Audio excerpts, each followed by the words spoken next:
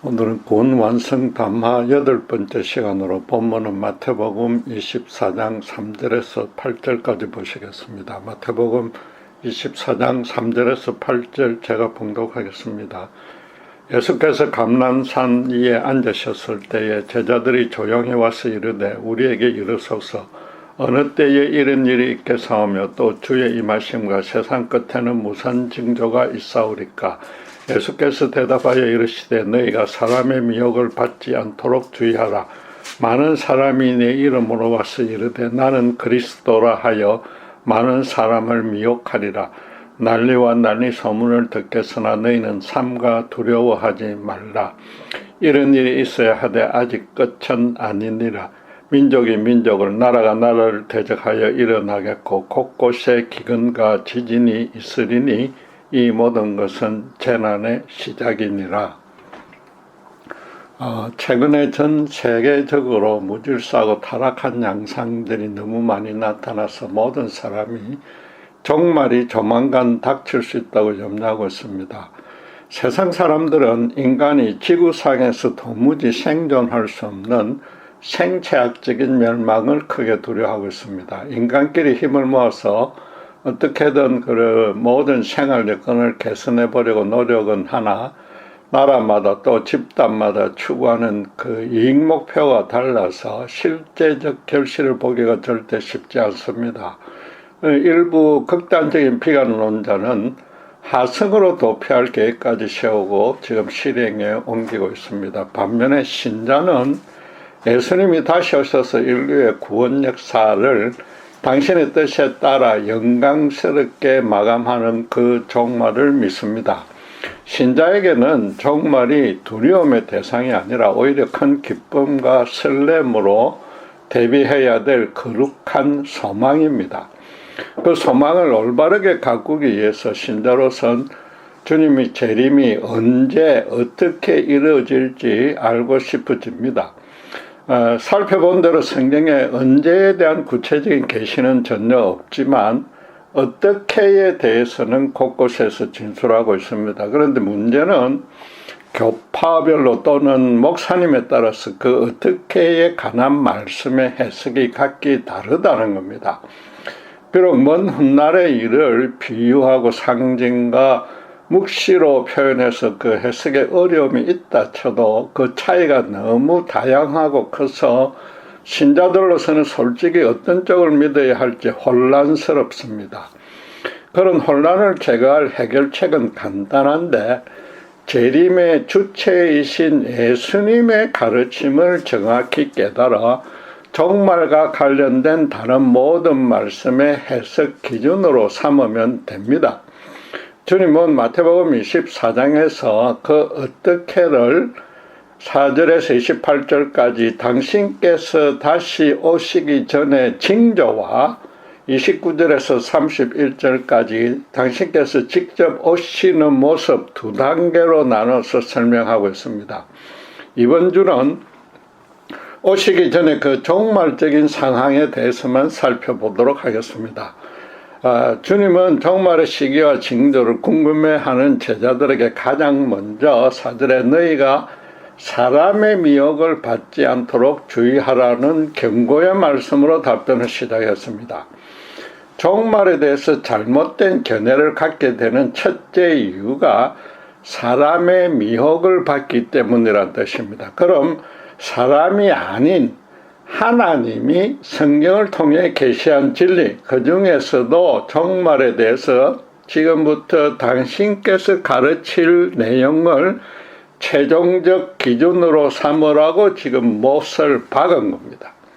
그리고 사람의 미혹은 두 가지로 나눴는데 첫째, 자칭 그리스도란 사람이 많이 나타나도 속아 넘어가지 말라고 합니다. 주님은 초림 때 베들레헴 마구간의 구유에 초라한 모습으로 오셨으나 다시 오실 때는 모든 일을 심판하러 큰 영광 중에 오십니다. 재림 때는 누구나 주님의 실체를 볼 수 있기 때문에 자칭 그리스도란 인간은 절대로 재림주가 될 수 없습니다. 재림의 시기를 구체적으로 정하거나 자칭 그리스도라고 하면 무조건 둘 다 사탄의 종인 것입니다. 그런데도 많은 이들이 속아 넘어가는 것은 이단 교주의 그 속임수가 현란하기 때문이기도 하지만은 그 사람 스스로 고달픈 현실을 도피하고 싶은 무력한 마음이 앞서고 무엇보다 성경을 제대로 공부하지 않은 탓입니다. 신앙은 목사의 말을 추종하기 이전에 성경의 절대적 진리를 정확히 깨달아서 자기 삶에 실현하는 것입니다. 그렇게 속이는 자도 나쁘지만 속임 당한 자의 책임도 절대 무시할 수 없습니다. 잘못된 종말론이야말로 소경이 소경을 인도해서 함께 멸망의 구렁텅이로 빠지는 대표적인 경우입니다. 둘째는 주님의 난리와 난리의 소문을 사람들이 퍼서 나르더라도 종말이라고 두려워하지 말라고 말합니다. 마치 최근에 SNS로 온갖 종말에 대한 음모론이 퍼지는 상황을 미리 꿰뚫어 보신 것 같습니다. 그런데 6절에 이런 일이 있어야 되되라고 말씀하셨으니까 음모가 아니라 실제로 전쟁과 기근과 지진이 도처에 일어난다는 것이집니다. 그러나 주님은 그건 재난의 시작일 뿐 종말이 아니라고 합니다. 구약시대에 하나님이 이스라엘은 물론이고 이방 족속들을 심판할 때 주로 전쟁과 지금 기근과 지금 같은 자연재앙과 연병, 전염병 세 가지 수단을 사용했습니다. 주님은 지금 연병을 뺐지만 구약 성경을 잘 아는 유대인 제자들에게는 지금 주님 말씀이 하나님의 심판에 대한 상징으로 여겨질 수밖에 없습니다. 그러나 그런 것들에 염려하지 말라고 했으니까 마지막 심판은 그와 다른 모습으로 이루어진다는 뜻입니다.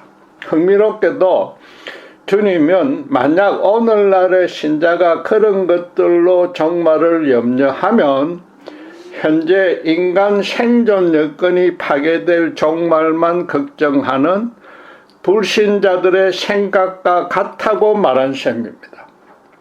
전쟁과 기근과 지진이 재난의 시작이라는 의미는 그것들이 인간 사회에 엄청난 피해를 주긴 해도 부분적이고 일시적 피해로 그치지 전 지구적인 심판은 아니라는 겁니다. 이번에 미국에 근 1000년 만에 폭우와 폭설이 내렸지만은 종말과는 거리가 멀었지 않습니까? 인류 역사에 전 지구적인 심판은 딱 한 번 있었는데 알다시피 노아 때입니다. 그러니까 주님이 재림 전의 징조도 노아의 때와 같다고 깨우쳐 주신 것입니다. 그러나 사실은 노아를 통해서 새 인류를 시작할 계획이었으므로 그건 종말적인 심판이 아니라 주님의 재림으로 이루실 구원의 완성에 대한 예표였습니다. 온 땅을 삼킨 홍수가 끝난 후에 하나님은 창세기 8장 22절에 어떻게 언약을 맺었습니까? 땅에 있을 동안에는 심음과 거둠과 추위와 더위와 여름과 겨울과 낮과 밤이 쉬지 아니하니라. 땅이 있을 동안이라는 말씀은 마지막 심판이 임하기 전까지라는 뜻입니다. 그때까지 사시사철이 변함없이 지속된다고 했습니다. 노아 홍수처럼 인간이 살아가는 환경과 자연을 완전히 파괴하는 일이 다시는 없을 것이라는 약속입니다. 인간의 일상적인 삶의 근거를 흔들지 않고, 즉 인간의 예부는 그대로 둔 채 인간 자체를 심판하시겠다는 뜻입니다. 그래야만 하는 이유를 바로와 8장 21절에 밝혔는데, 사람이 어려서부터 계획하는 바가 항상 악하기 때문이라고 합니다.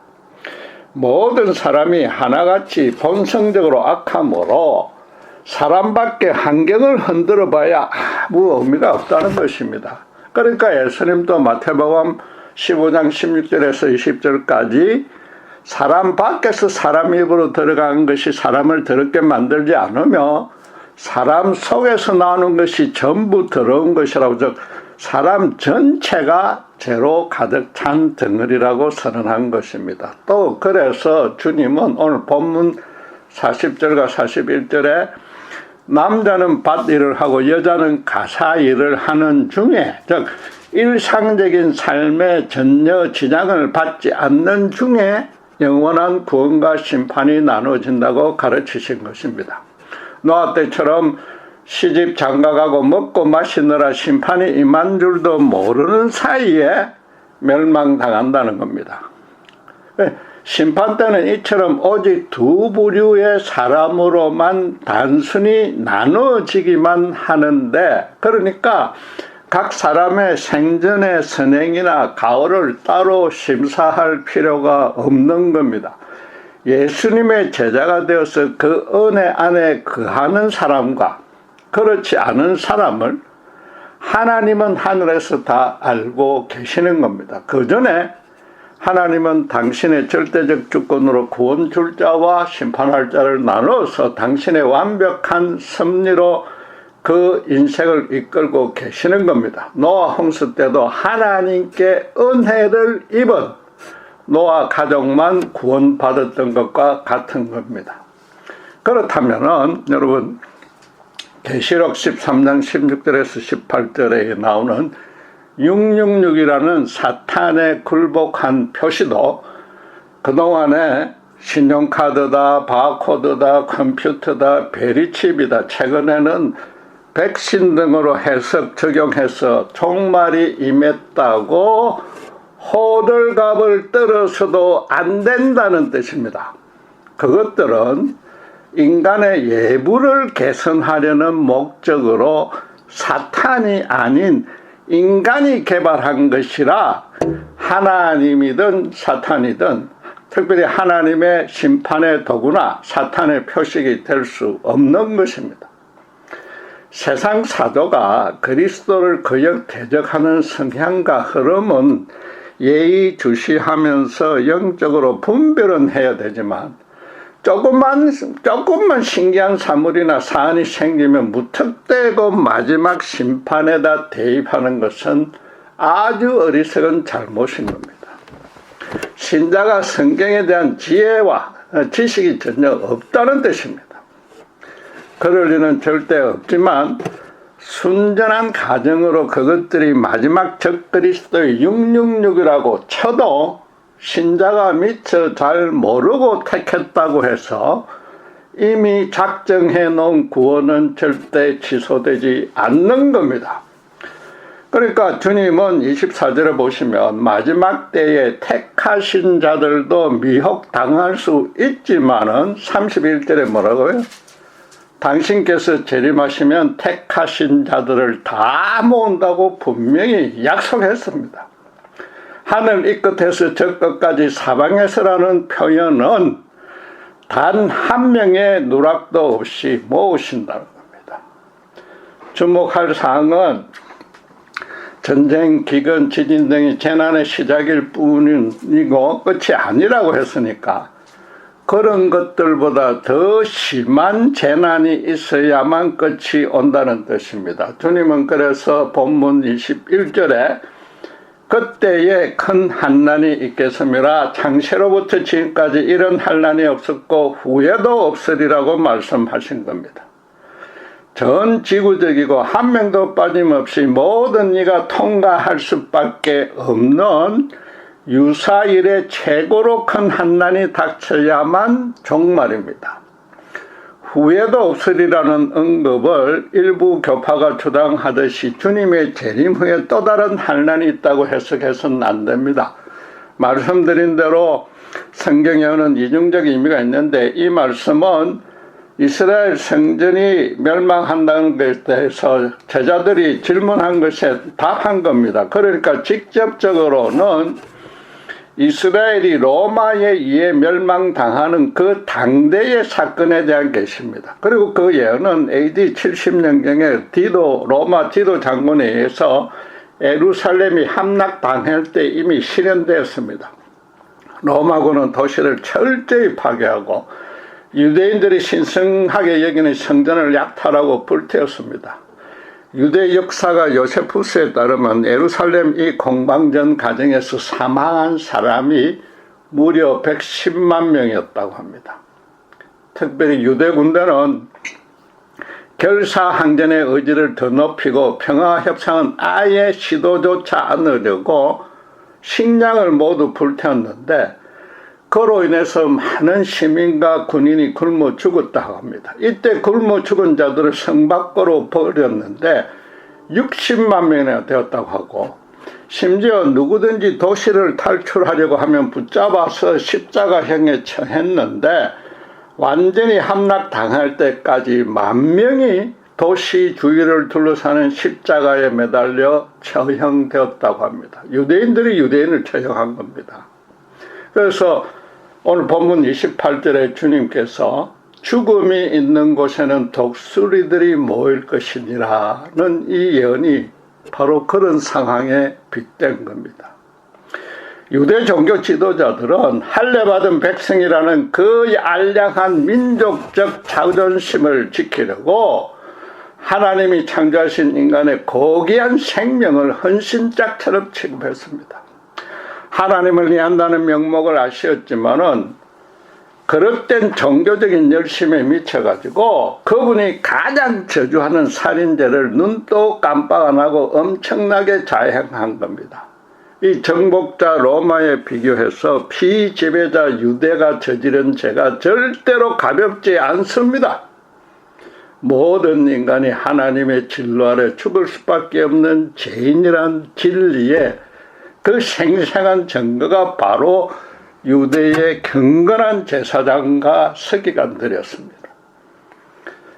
당시는 정확한 통계가 이루어질 수 없었겠지만 어쨌든 이스라엘 역사상 최대의 비극이었던 것은 틀림없으며 그 이후로 유대인들이 2000년 동안 세계 곳곳을 유락하며 살아야 했습니다.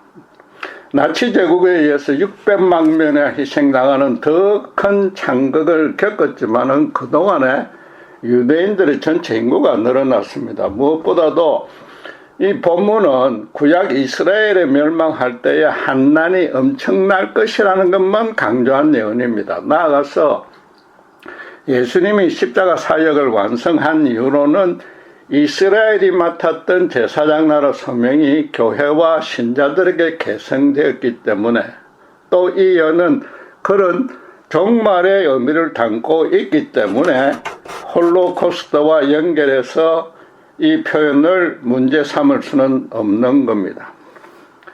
주님은 역사 이래 최대의 환란을 일으키는 주체에 대한 힌트도 주셨습니다.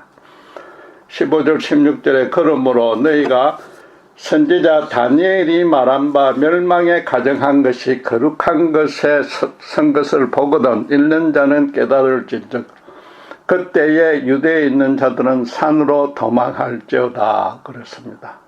이 말씀 또한 1차적으로 로마 군대에 의한 성전 파괴 사건을 예언한 겁니다.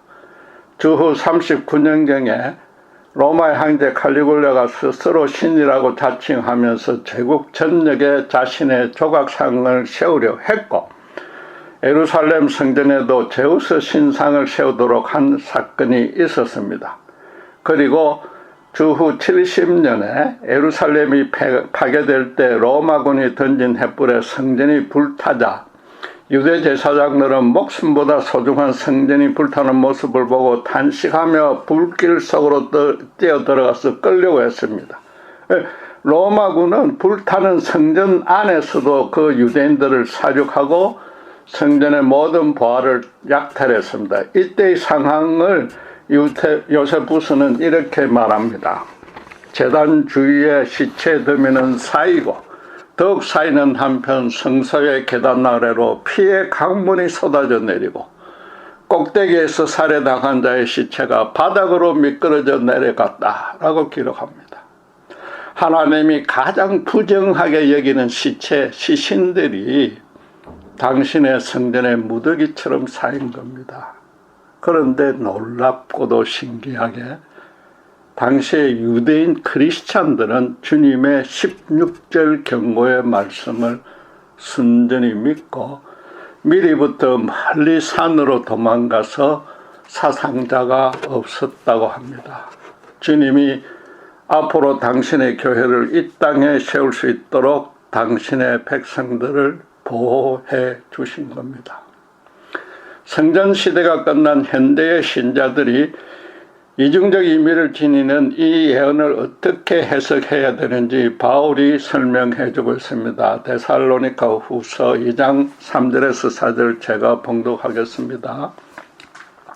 누가 어떻게 하여도 너희가 미혹되지 말라. 먼저 배교하는 일이 있고 저 불법의 사람 곧 멸망의 아들이 나타나기 전에는 그날이 이르지 아니하리니 그는 대적하는 자라 신이라고 불리는 모든 것과 숭배함을 받는 것에 대항하여 그 위에 자기를 높이고 하나님의 성전에 앉아 자기를 하나님이라고 내세우느니라.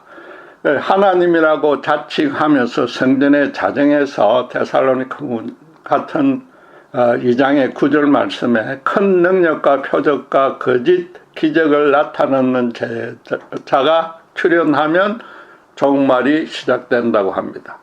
그런데 먼저 배교하는 일이 있다고 합니다. 교리를 배반하는 거나 진리를 저버리는 것인데 문법적으로 적그리스도에게 직접 적용하지 않고 객관적인 사건으로 표현했습니다. 이단 교파들이 기독교를 너무 오염시켜서 십자가 복음의 순전한 믿음은 겨우겨우 명맥을 유지할 때라는 겁니다. 바울이 멸망의 아들이라고 단수로 표현한 것과 달리 예수님은 24절의 본문 24절의 마지막 때 나타날 당신의 대적을 거짓 그리스도들과 거짓 선지자들이라고 복수로 표현했습니다. 이건 당대를 말하는 거니까 그럴 수밖에 없지만 또 나중에 요한에게 보여주신 계시에서 보면은 계시록 13장 1절에 바다에서 한 짐승이 나와서 세상을 다스리는 권세를 받아서 모든 이들로 그 짐승에게 경배하게 된다고 단수로 표현했습니다.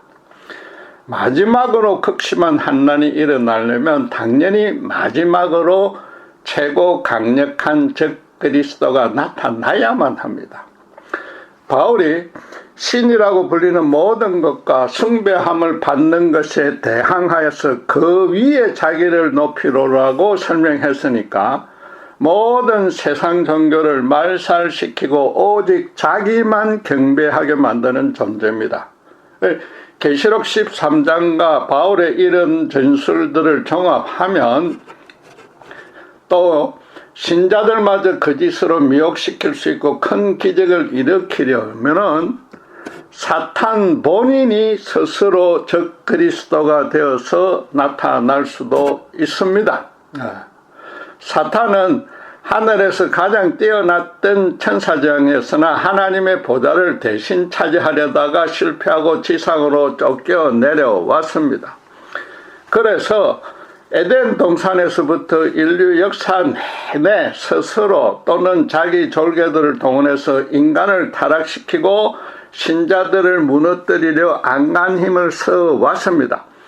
역사의 마지막 때에는 최후의 힘을 동원해서 다시 하나님의 보좌에 앉으려고 시도할 것입니다. 최초 인간의 타락을 주도했던 사탄이 인류 역사의 마지막에 다시 등장하는 것은 너무나 당연한 이치이자 모습입니다.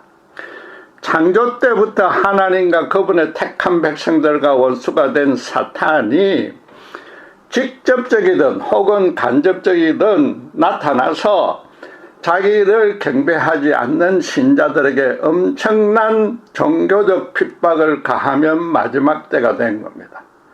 모든 이가 이미 그에게 완전히 굴복하여서 숭배하는 중에 신자만 예수님을 주인으로 모시는 믿음을 버리지 않고 버티고 있는 그런 상황입니다. 말하자면 기독교를, 그중에 특별히 개신교를 완전히 말살시키려는 현상이 전 지구적으로 일어나도 사회적인 제약이 전혀 가해지지 않는 때입니다. 예수님의 초림의 십자가 처형 때처럼 오히려 그 일에 모든 정부와 단체와 개인들이 적극적으로 협력하면서 너무나 당연하고 어려운 일로 여기는 겁니다.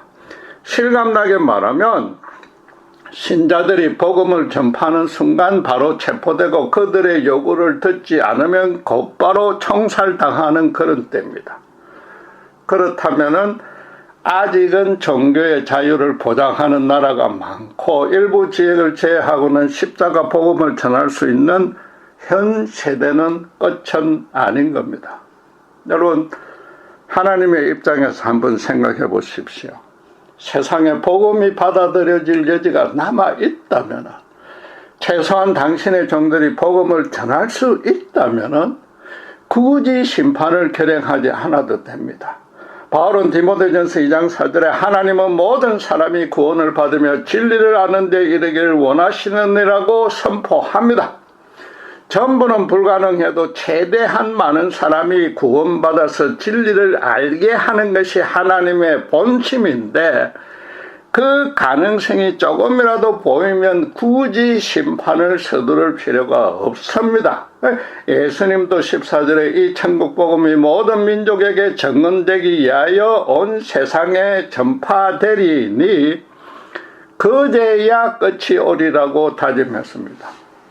복음은 죄로 타락의 사탄의 노예가 되는 전 지구인이 참 생명을 얻을 수 있는 유일한 길이므로 당신의 재림 전에 온 세상에 전파되어야 한다고 전제했습니다. 그제야 끝이라고 했기에 그전에는 끝이 아닙니다.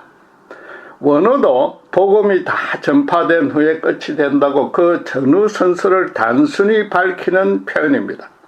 그러니까 주님이 성천하시기 직전에도 제자들에게 마태복음 28장 20절에 세상 끝날까지 또 땅 끝까지 가서 모든 민족에게 복음을 전하라고 신신당부했던 겁니다. 우선 기독교는 인간이 만든 지역적, 민족적 종교가 아니라 하나님의 절대적 진리므로 지역과 민족의 경계선으로는 절대 제한될 수 없다는 겁니다. 그리고 복음을 땅 끝까지 전파해도 전혀 씨가 먹히지 않을 때가 올 것인데 그전에는 다시 오시지 않는다는 겁니다. 한마디로 예수님은 재림의 일정을 최대한 늦추고 싶다고 성경은 말하고 있는 겁니다. 그런데도 가끔 신자들은 복음을 모든 민족에게 최대한 빨리 전파해야 될 첫째 이유로 예수님을 최대한 빨리 오시게 하려고 하는 겁니다. 현재 모든 상황이 너무 타락했고 온갖 환난들이 생겨서 빨리 구원받고 싶다는 그 안타까운 심정은 이해가 되지만은 인간 신자가 주님의 다시 오심을 재촉하려는 의도가 조금이라도 개입되어 있다면 그건 큰 잘못인 겁니다. 사실상 재림의 시기를 인간이 결정하거나 최소한도 구체적으로 측정해 보려는 시도가 되기 때문입니다. 초대 교회에도 그런 동일한 상황이 있었는데 베드로 사도는 베드로후서 3장 9절에 이렇게 경고했습니다. 주의 약속은 어떤 이들이 더디다고 생각하는 것 같이 더딘 것이 아니라 오직 주께서는 너희를 대하여 오래 참으사 아무도 멸망하지 아니하고 다 회개하기에 이르기를 원하시느니라.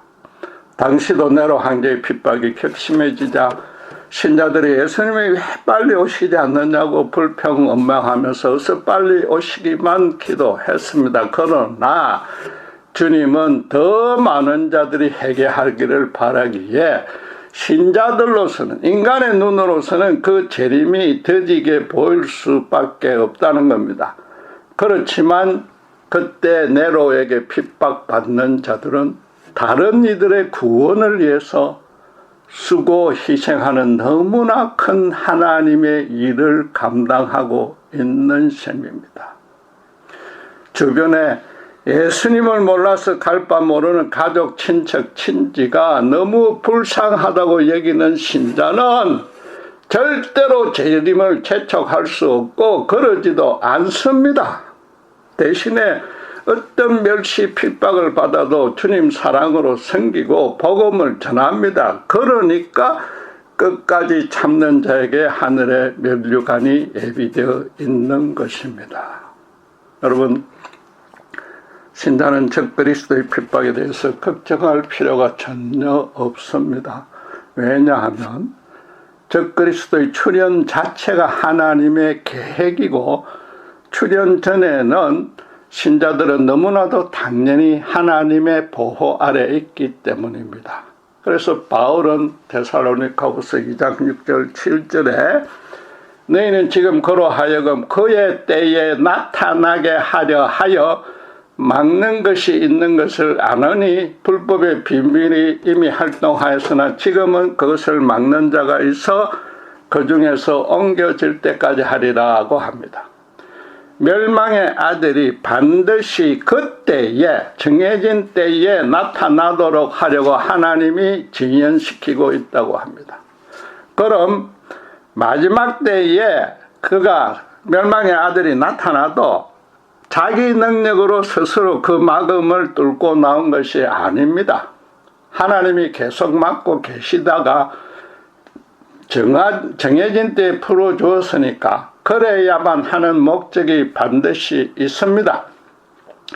신자의 믿음을 단련시키거나 테스트하려고 의도적으로 가장 극심한 환난을 허락한 것도 아닙니다. 오직 하나, 그를 심판하려고 풀어주는 겁니다. 성경은 그래서 데살로니가후서 2장 8절에 그때에 불법한 자가 나타나려니 주 예수께서 그 입의 기운으로 그를 죽이시고 강림하여 나타나심으로 패하시리라. 예수님이 나타나시려고 풀어준다 이 말입니다. 인류 구원의 역사를 마감하려면 사탄을 멸망시켜야 됩니다. 그럼 사탄도 마지막인 줄 아니까 극렬하게 저항하는 겁니다. 지도 막다른 골목에 몰리면 고양이에게 덤벼들듯이 사탄도 멸망당하더라도 자기가 할 수 있는 데까지 다 해보고 망해가겠다는 겁니다. 그럼 당연히 하나님이 가장 싫어하시는 일을 하게 되는데 그것이 바로 하나님의 백성들을 핍박해서 하나님으로부터 떨어지게 만드는 겁니다.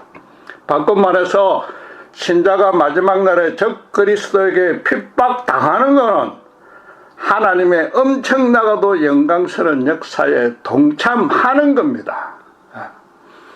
예수님의 초림 때 사탄은 주님을 십자가에 처형시키면 하나님의 계획은 실패하거나 자기가 크게 해방할 것이라고 여겼지만 오히려 인류 구원의 길이 활짝 열렸습니다.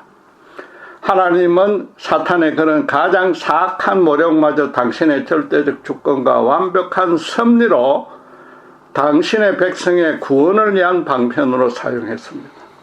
주님의 재림 때도 사탄이 하나님을 방해하려고 신자들을 괴롭히려 들지만 어리석게도 오히려 자신의 멸망을 재촉하는 짓이 되는 겁니다.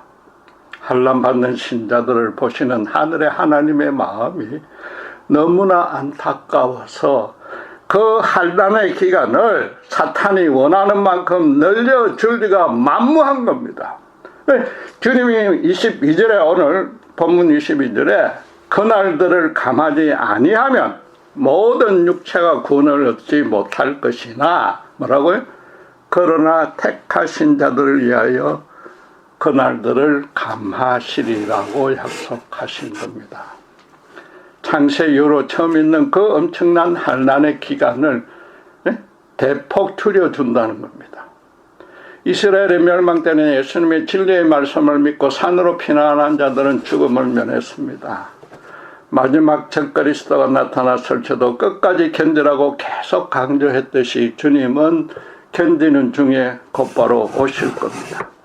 혹시라도 그 전에 순교하게 되더라도 초대교회 교인들이 산채로 하역을 당해도 찬양을 불렀듯이 성령의 권능으로 죽음도 이기는 권세를 신자들에게 부어 주십니다. 멸망의 아들이 나타나게 하는 것이 당신의 입의 기운으로 죽이기 위한 것이라고 했습니다.